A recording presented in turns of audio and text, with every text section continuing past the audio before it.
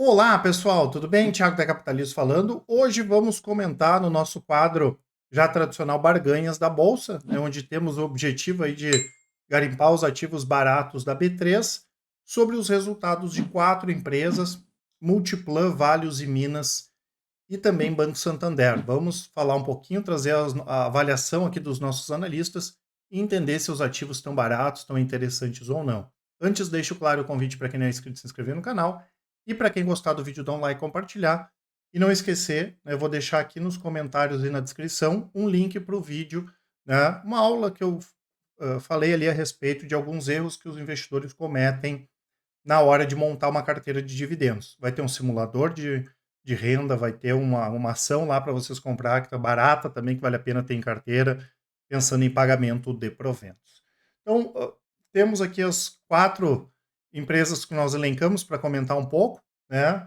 Santander hoje está com PL aí na casa de 9 vezes, o ROI anualizado está 12,3, porém o ROI agora do resultado do segundo trimestre superou os 15%, chegou quase 16%, e Santander divulgou resultados positivos, tá? Quando a gente olha em relação ao lucro líquido, uma alta de 44%, chegando a 3,3 bi. Sempre que eu falar aqui, a comparação é com o segundo trimestre de 2023 para todas as ações. O que nós tivemos de positivo? Menor inadimplência, as provisões que já vêm caindo, a margem financeira subiu, né, teve alta de 11%, a carteira de crédito cresceu 8%, impulsionada aí por crédito para pessoa física, e nós tivemos também os custos aí ficando bem controlados, tá? Assim como as despesas. Apesar da gente entender que Banco do Brasil e Itaú vão divulgar resultados melhores, foi um belo resultado aí de Santander, que acaba garantindo também um bom pagamento de dividendos. E quando a gente olhar, né, pessoal, não só o Santander, mas o caso das outras empresas, né, Vale, Multiplan e Uzi Minas, a gente gosta, né, das 4, tem um pouco mais de restrição em relação aos Minas, eu já vou comentar por quê, mas a gente entende que tem opções mais interessantes do que essas ações hoje na bolsa, né? Então, apesar de serem boas, baratas, entendemos que não tem nenhuma super atrativa e que tem ativos mais interessantes, tá? Temos aqui o caso da Vale, né, pessoal? A Vale é um desses ativos que a gente entende que tem opções melhores, né, até em função da perspectiva mais negativa de longo prazo para o minério de ferro. Inclusive, eu fiz um vídeo aqui no canal falando sobre isso, mas os resultados vieram bons. A gente vieram até um pouco acima aí do que a gente estava esperando, né? Nós tivemos a queda do minério, que não foi boa, porém o mercado de níquel e cobre melhorando bastante. A empresa se beneficiou pelos maiores volumes, né, batendo recorde aí de produção, e o câmbio mais favorável, né? Com isso, a receita subiu em torno de 3%, e o lucro líquido 210%, chegando a 2,7, quase 2,8 bi de dólares, o que também vai garantir aqui bons pagamentos de dividendos. A Vale, quando a gente olha por múltiplos, também barato, um PL de 5,6 vezes, um ROI de 23%, quase 24%, sendo que a Vale, apesar de ter um custo de produção baixo, ainda tem alguma coisinha para melhorar nesse sentido. Então, de uma forma geral, aí aparentemente não tem muito mais para onde piorar, né? Só daqui para frente para começar a melhorar os resultados aí da Vale, tá? Temos aqui Multiplan, né, pessoal, que também divulgou belos resultados, um ROI anualizado aí de quase 16%, um PL na casa de 13 vezes. Lembrando que a Multiplan tem ativos mais premium quando a gente compara com outras empresas que têm ações na bolsa e que também têm shopping centers, né? Assim como Iguatemi também, que tem ativos mais premium, bem localizados, a maioria deles, né? A gente entende que eles vão ter ainda uma boa valorização esse ano e o ano que vem em relação aos preços dos imóveis, e ainda tem alguma coisinha para melhorar em termos de resultados ainda, né? O pessoal sofrendo um pouco desde a época da pandemia, mas os resultados foram positivos também aqui de Multiplan. Receita cresceu mais de 7%, tivemos aumento da taxa de ocupação, aumento das vendas em mesmas lojas, menores custos, diminuição da inadimplência, e o lucro líquido acabou sendo turbinado também com venda de imóveis, cresceu quase 15%, bateu lá 282 milhões de reais, e a geração de caixa está muito forte, né?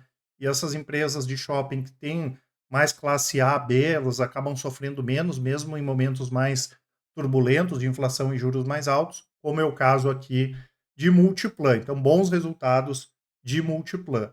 E os Minas, que acabou sendo destaque negativo, né, pessoal? Lembrando que o nosso intuito aqui é trazer uma avaliação mais fundamentalista, né? A ação da Uzi Minas pode continuar caindo, pode reverter, em sim, até porque teve uma grande queda no pregão de hoje, né? Mas os resultados acabaram pegando de surpresa, tá? Tanto que, apesar da nossa preferência quando a gente fala de siderurgia, né, mesmo não sendo o mesmo mercado, tem vídeos aqui no canal falando sobre isso.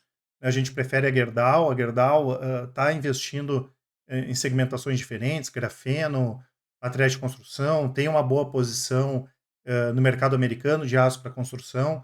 A Gerdau é uma empresa que depende menos do mercado interno.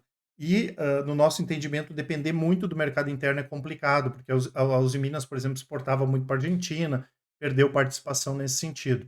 Né? Tanto é verdade que boa parte da apresentação de resultados, a Uzi Minas ficou falando sobre a questão das medidas do governo em relação à taxação de importação do aço chinês ainda não teve resultado. Ou seja, são problemas de depender muito do mercado interno, né? Ficaram batendo muito nisso, como se fosse alguma novidade, vamos dizer assim, tá? Então, a gente já esperava, claro, queda nos números, até porque a base de comparação o ano passado e o ano retrasado eram muito fortes, né?